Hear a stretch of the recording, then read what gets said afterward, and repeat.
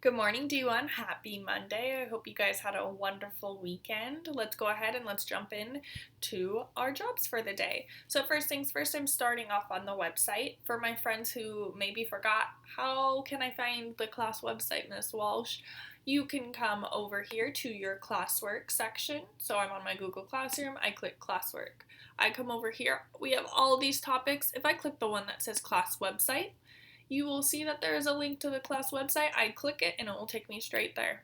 So you should now be able to access this class website, no problem. So let's go ahead, let's talk about those assignments. So today is August 31st, so I'm gonna select the button that says week of August 31st, and it is Monday, so I'm gonna select the Monday button.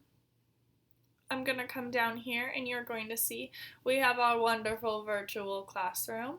And let's go ahead now and let's jump right into our schedule. So first things first, we have morning work. As always, our morning work from this point on is going to be a two-part job. Say that with me, two-part job.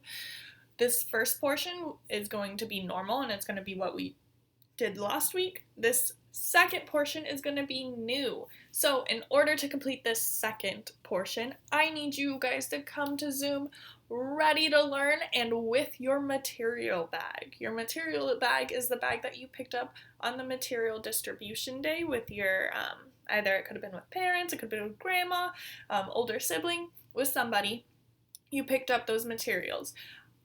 Miss Lopez and I, we double checked and everybody from our class has picked up those materials. So my expectation is that you guys come with the materials ready to learn at the Zoom. I already spoke, or I'm going to be sending out a message. I haven't spoke to your parents yet, but I'm sending out a message before our Zoom letting your parents know. So just make sure that you double check with them, you find that bag and you have it ready with you for that Zoom. Because we're going to talk about our second part of morning work then. But our first portion, let's go to our first portion first. You're going to go ahead, you're going to click the sun. And when you click the sun, you're going to see you have daily grammar work. So last week we worked on nouns. This week we are working on verbs. So you're going to go ahead, you're going to click where it says Monday Daily Grammar, Verbs. And you're going to see this slide that looks very similar to the slide last week, but with nouns. Sorry, it's taking a second to load. So as you can see, it looks very similar to the noun one. So first things first, you need to make sure you put your name at the top. This way you guys are still in the habit of making sure your name is on the paper, so just keep that in mind. Make sure you write this down. Miss Lopez and I are going to start being sticklers about this, and we're taking points off for students who do not have their name on the top. If it does not give you an option to put your name, don't worry about it, but be on the lookout for this name at the top. And so then we're going to jump into the rest of this activity. You're going to see there is a YouTube link here. Please watch it. If you click on here, a hyperlink pops up. If I click here, it will take me straight to the YouTube video. This YouTube video is going to talk about Monster verbs. Math presents Addition Below 10. It's an ad. Okay, But class, it's going to go ahead and begin. it's going to talk to you about What is? action verbs, which is going to be the topic we're looking at this week.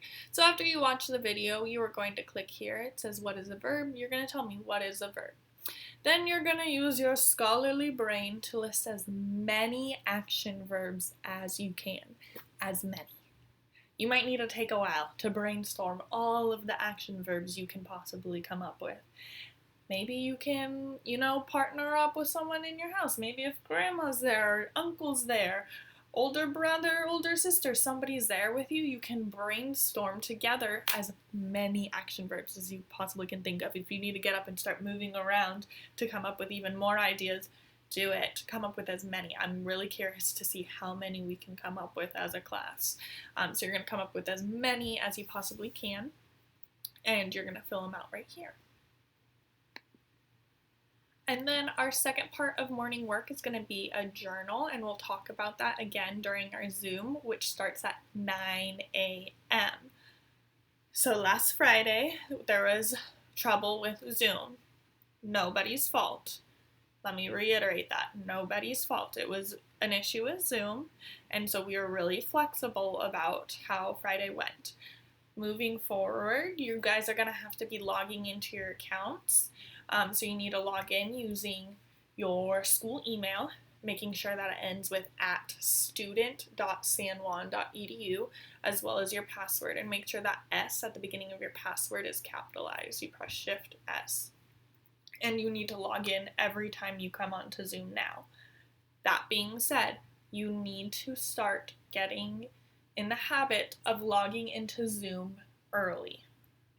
So at 8:58 or even 8:55, I am asking you guys to log on early so that way you guys are prepared. When it is 9 o'clock, we just start class right away. We just jump right into it. So that way we can make sure we cover all the material we need to, because this Monday we got a lot we need to cover. So it's really important that you are here and you're present and you're on time so we can just jump right in.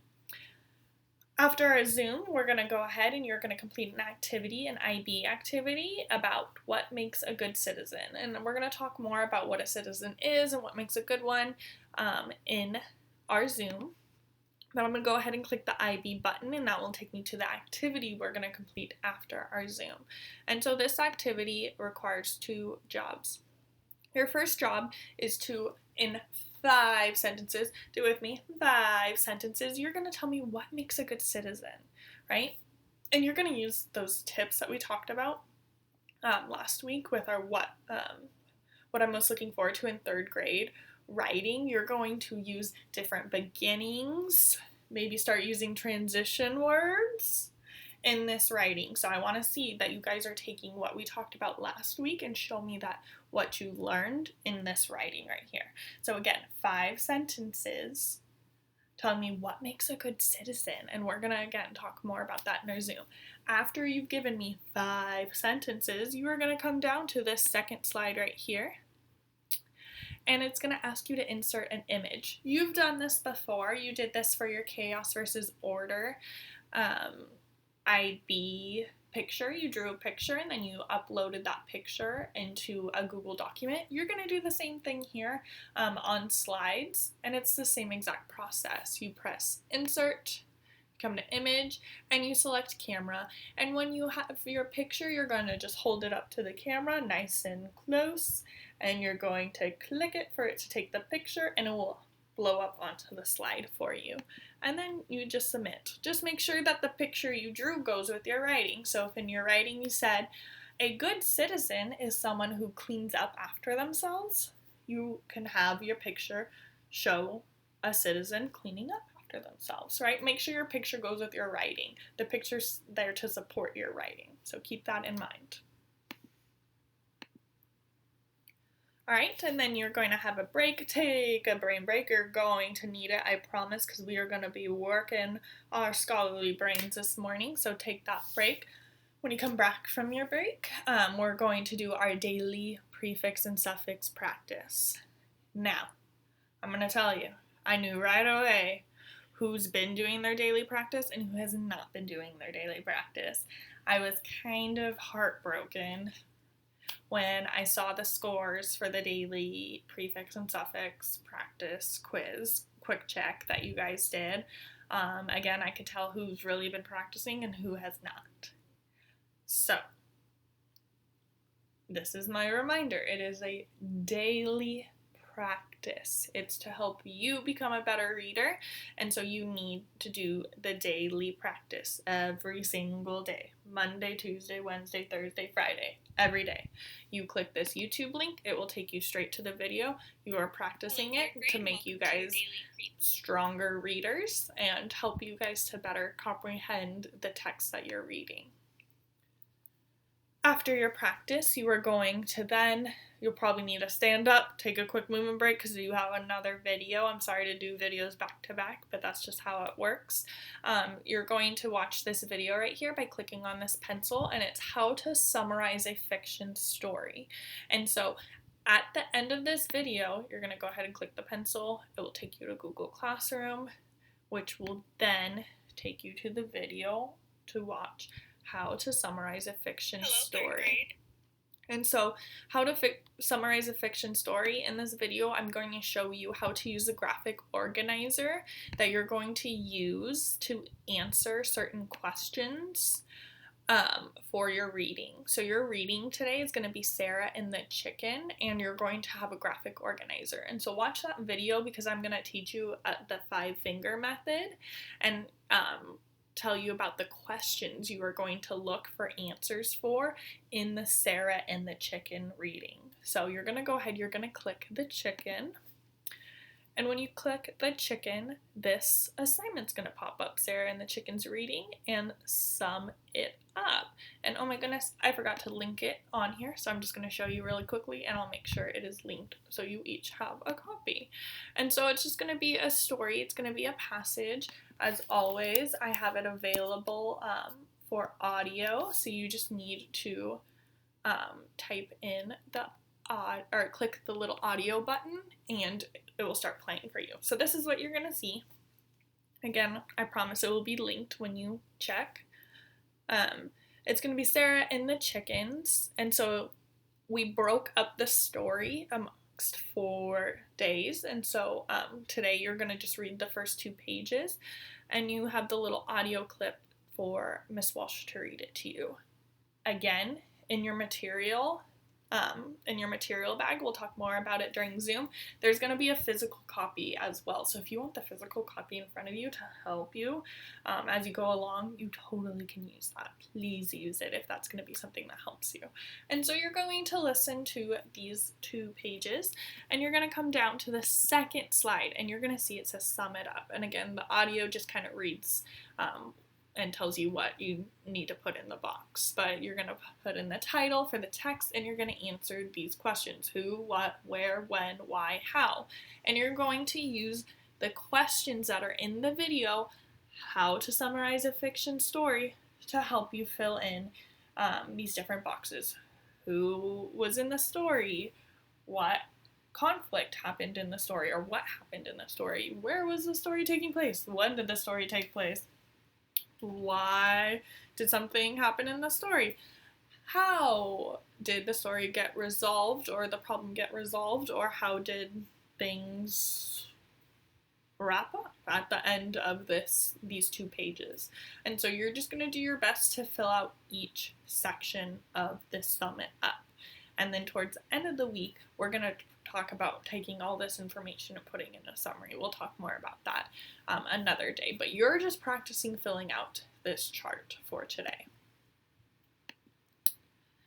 And then you're gonna take a lunch. Please eat. I know I get cranky and I don't work my best when I'm hungry, so please make sure that you get some food in your stomach. And then after lunch, we are going to do a halfway numbers assignment. We're going to talk about halfway numbers during our Zoom, so you will have plenty of time, we will have talked about it prior to you doing this. Sorry, Miss Walsh's brain is going too fast and her mouth isn't moving as fast as her brain's thinking, so sorry for that. So this is your math practice, halfway numbers. I'm going to go ahead and click it.